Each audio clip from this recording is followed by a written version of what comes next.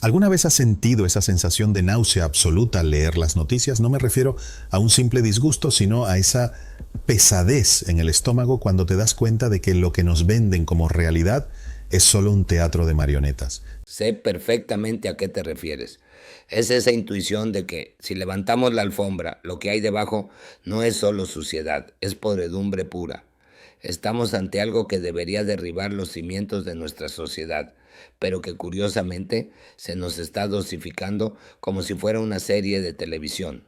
Exacto. Hoy vamos a hablar de lo que realmente esconde el caso Epstein. Pero ojo, no vamos a quedarnos en el morbo superficial de la isla o los nombres de famosos que todos conocemos. Quiero que vayamos a la estructura, porque, seamos sinceros, ¿tú crees que un tipo que empezó dando clases de matemáticas sin título universitario llega a tener aviones privados, islas y a codearse con la élite mundial solo por ser un buen inversor? Imposible. Eso es matemáticamente imposible en el mundo real. Y ahí es donde entra la verdadera clave de todo esto. Epstein no era un multimillonario excéntrico que hacía fiestas. Epstein era un activo, un engranaje en una maquinaria de inteligencia mucho más grande. Piénsalo, ¿quién se beneficia de tener grabaciones, fotos y pruebas de los hombres más poderosos del mundo cometiendo actos aberrantes? El que tiene las cintas tiene el poder, es el chantaje definitivo. Exactamente. Y aquí es donde la narrativa oficial se rompe. Nos quieren vender que esto es un escándalo de abusos sexuales, que lo es, y de los más horribles imaginables, con menores, torturas, cosas que te hielan la sangre. Pero la función principal de esa isla no era el placer, era la trampa de miel. La clásica técnica de espionaje, poner a alguien en una situación comprometedora para controlarlo de por vida. Así es, y no estamos hablando de un solo servicio de inteligencia. Los documentos y análisis sugieren que esto no es cosa de un lobo solitario. Aquí se dibuja un triángulo muy oscuro, la CIA, el MI6 británico y sobre todo el Mossad israelí. Espera, vamos a detenernos ahí un segundo porque es un punto crucial. Se ha mencionado mucho la conexión con Israel. ¿Estás diciendo que toda esta operación estaba diseñada para garantizar la influencia de un Estado extranjero sobre las decisiones de Washington y Londres? Las pruebas apuntan a eso de manera abrumadora. Fíjate en el patrón. Tienes a políticos, científicos, príncipes, empresarios tecnológicos, todos pasando por ahí. Y de repente se liberan documentos. ¿Pero por qué ahora? ¿Y por qué salen del FBI? Esa es la gran pregunta, porque el FBI teóricamente debería proteger la ley, no jugar a la política. A menos que el FBI sea parte del juego de control de daños.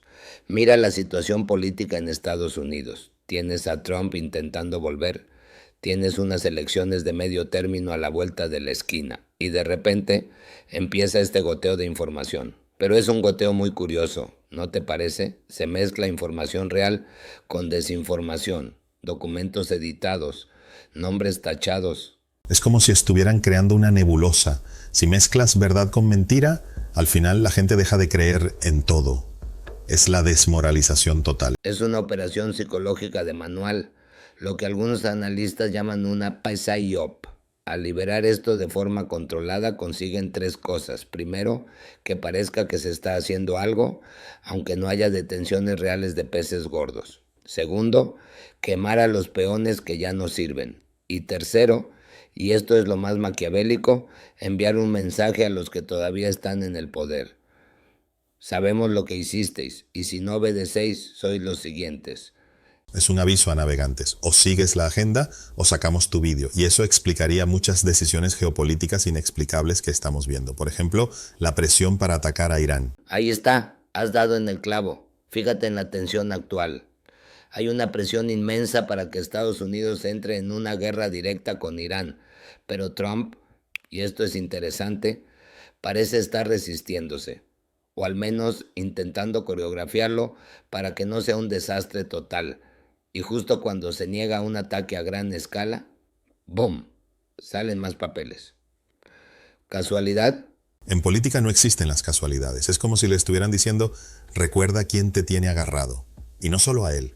Vemos nombres de todo el espectro político, Clinton por supuesto, pero también figuras europeas. Y lo más triste es la reacción de Europa, o mejor dicho, la no reacción. El silencio es ensordecedor.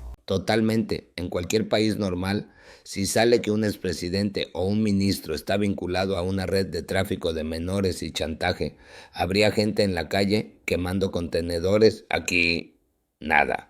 Los medios de comunicación pasan de puntillas. Lo tratan con una prudencia que da asco. Es que los medios son parte del problema, sí. Los dueños de los grandes conglomerados mediáticos también estaban en esas fiestas, o sus financiadores, ¿cómo van a investigar? Se protegen entre ellos. Es un club y nosotros no estamos en él. Y no solo no estamos en él, sino que somos las víctimas de sus decisiones. Porque mientras ellos viven en esa impunidad absoluta, haciendo lo que les da la gana con seres humanos a los que consideran cosas, a nosotros nos imponen agendas de austeridad, nos dicen qué comer, cómo viajar y nos llevan a la ruina económica. Eso me lleva al otro gran pilar de esta conversación, la economía.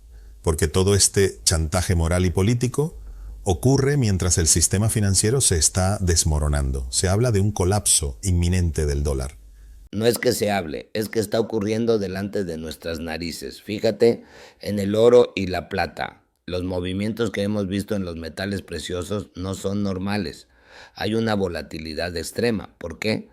Porque los bancos centrales, los que saben de verdad lo que viene, están comprando oro como locos. Se están saliendo del dólar. Están huyendo del barco antes de que se hunda. Exacto. Saben que la deuda de Estados Unidos es impagable. Han impreso el 80% de todos los dólares existentes en los últimos 5 años. Eso es una bomba de relojería inflacionaria. La inflación que sufrimos ahora no es culpa de la guerra de Ucrania ni de la mala suerte. Es el resultado directo de esa impresión masiva de dinero para sostener un sistema que está muerto clínicamente. Y mientras tanto nos distraen con subidas y bajadas artificiales en la bolsa. He leído que hubo una caída brutal en el precio de la plata y el oro recientemente, justo después de tocar máximos. ¿Eso fue manipulación? Del libro. Es pura especulación financiera para sacudir el árbol. Hacen caer el precio rápido para que los pequeños inversores, la gente normal que intenta proteger sus ahorros, entre en pánico y venda. Así los grandes pueden comprar más barato. Es una transferencia de riqueza de los pobres a los ricos, una vez más.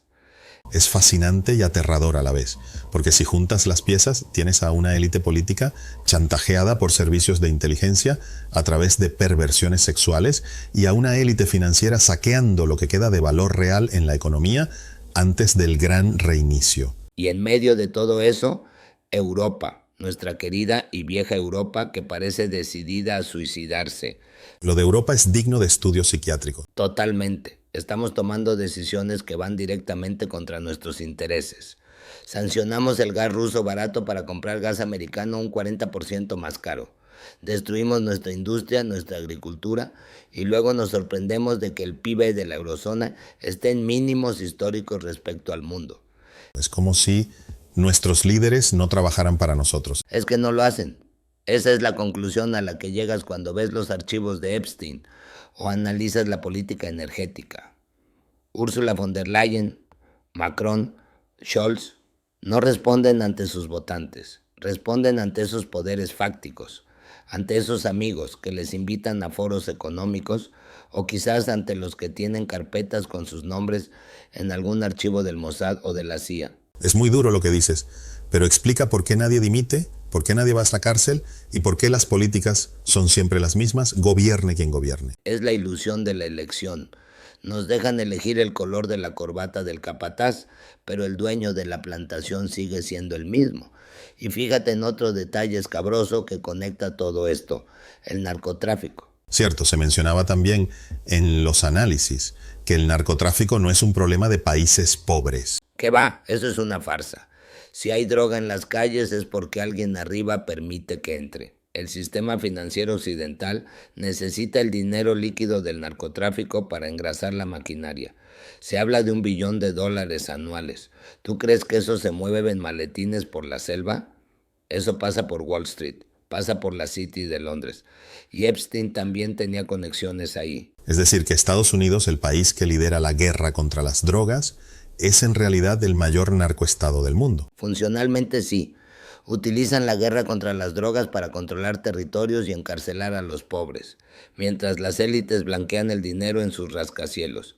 Y si alguien intenta hablar, si alguien intenta salirse del guión, bueno, ya sabemos lo que les pasa. Suicidios en celdas de máxima seguridad con las cámaras apagadas, accidentes oportunos. Como lo de McAfee en Barcelona. Exacto, o como tantos otros que sabían demasiado. La lista de cadáveres alrededor de los Clinton, o alrededor de este caso, es estadísticamente imposible. Esa es la pregunta más inquietante de todas. Si nos consideran cosas, como decíamos al principio, y ya no servimos ni para producir, ¿qué futuro nos espera? Un futuro de control absoluto. Por eso es tan importante entender el caso Epstein, no como un suceso aislado de crónica negra, sino como una ventana al funcionamiento real del poder. Utilizan el chantaje para asegurar la lealtad absoluta de los gestores políticos mientras implementan este cambio de sistema. Y en medio de este panorama tan desolador, con guerras en ciernes, colapso económico y una élite corrupta hasta la médula, ¿qué nos queda? Porque escuchar esto puede llevar a cualquiera a la desesperanza. Nos queda la verdad y nos queda la conciencia. Fíjate que a pesar de todo su poder tienen miedo. ¿Miedo? ¿Ellos? Sí. Si no tuvieran miedo, no necesitarían tanta censura, no necesitarían verificadores de noticias, ni leyes para prohibir criticar a ciertos países, ni algoritmos que esconden la información. Tienen miedo de que la masa crítica despierte, porque son pocos, y nosotros somos muchos. Todo su poder se basa en el engaño y en el secreto. Cuando encendemos la luz, las cucarachas corren. Es cierto. Estos documentos, aunque sean una liberación controlada o un arma arrojadiza entre facciones de poder, están abriendo los ojos a mucha gente. Hace 10 años, hablar de una red de chantaje pedófilo de la élite te convertía en un loco con gorrito de papel de aluminio. Hoy está en los papeles del juzgado. Hemos avanzado, la ventana de Overton se ha movido. Ya sabemos que no son teorías, son conspiraciones reales, y eso es el primer paso. El segundo es dejar de colaborar con su sistema, apagar la televisión, dejar de consumir su propaganda, proteger nuestros ahorros fuera de su dinero fiat y sobre todo recuperar la soberanía moral. No podemos permitir que normalicen la aberración. Tienes razón, no podemos caer en la trampa de la violencia, que es lo que ellos querrían para justificar más represión, pero sí en la firmeza absoluta. Y hay una cosa que me ha llamado la atención sobre la reacción de la gente. A pesar de la manipulación mediática, en redes sociales, en conversaciones privadas, la gente ya no se traga el cuento oficial. Se ha roto el contrato social, la gente sabe que el sistema está podrido. Mira, un ejemplo tonto, pero ilustrativo. Lo que hablábamos de los paquetes en Alemania con publicidad para alistarse en el ejército. La gente se ríe. Nadie quiere ir a morir por BlackRock o por los intereses de una oligarquía degenerada. Ese patriotismo ciego se ha acabado porque han visto lo que hay detrás de la cortina. Para ir cerrando, me quedo con una reflexión sobre la justicia. Hemos visto que no podemos esperar que los jueces o los fiscales actúen de oficio contra estos gigantes, porque el sistema judicial también parece estar capturado. La justicia humana está fallando, sí, pero hay leyes naturales que no se pueden violar eternamente. La historia nos enseña que estos imperios basados en la depravación y la mentira siempre caen. Roma cayó. Y lo que estamos viendo en Estados Unidos y Europa son los síntomas terminales de una civilización que ha perdido su alma. Nos quedamos con esa idea. Estamos en el fin de un ciclo. Los archivos de Epstein son solo el síntoma visible de una enfermedad mucho más profunda que afecta al corazón de Occidente.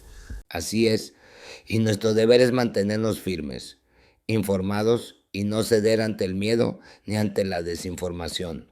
No dejemos que nos arrastren a su fango. Gracias por este análisis tan crudo pero tan necesario. Al final, lo único que no pueden chantajear es una mente que se niega a ser engañada. Si este video te movió algo por dentro, no fue casualidad. Suscríbete, síguenos en nuestras redes y acompáñanos. Aquí no venimos a entretenerte, venimos a despertar conciencias.